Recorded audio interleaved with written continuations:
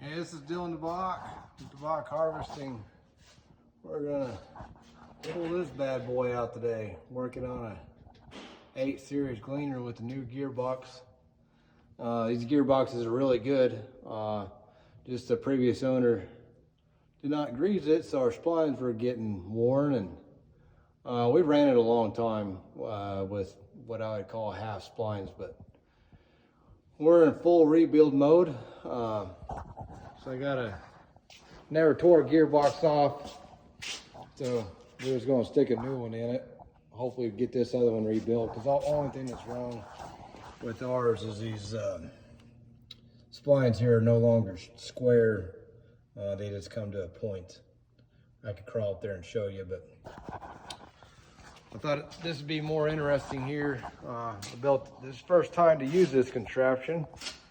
Just bought a winch that goes on a foiler or wherever at Harbor Freight, and then kind of came up with this little design. Just made me a little deal there because this winch is so cheap. It didn't come with a center guide thing, so anyway, just made me a little block there so when it comes down, it doesn't all just run to one side, you know, get in a bind. And if I had the cable running over here, it, you know, want to run in a bind. So, and then the biggest thing up there is made me a little contraption there.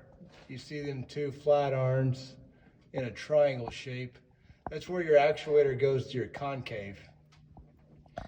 Well, of course, it'd be too easy just to put a flat bar across there and then hook a little block up there, but just doesn't give you enough space. So, but there is room up there to go higher, so I made this little triangle jib so we can pull that up and be a little bit easier, and I don't have to lift it by hand the last little 2 inches. And they got some little deals in the housing. You can put 2 bolts in on each side, or 1 bolt on each side. Just heads up, them are metric, 16 millimeter, and they just ran me a short little chain across the top there to run the hook. And my next little project is just hook that up, a winch, and I think I can do this project by myself. Hoping to have the boys come help me after school here, just because these shims here, we need to put those in the right place, and you got to take the bolts from the inside, and that way someone can undo bolts and someone grab these shims, and that way we'll put them in the right spot. I mean, I could go through there and zip them all off, no big deal. And but then the shims would just fall on the floor, and I don't know which ones go where. So anyway, I think we can make this happen.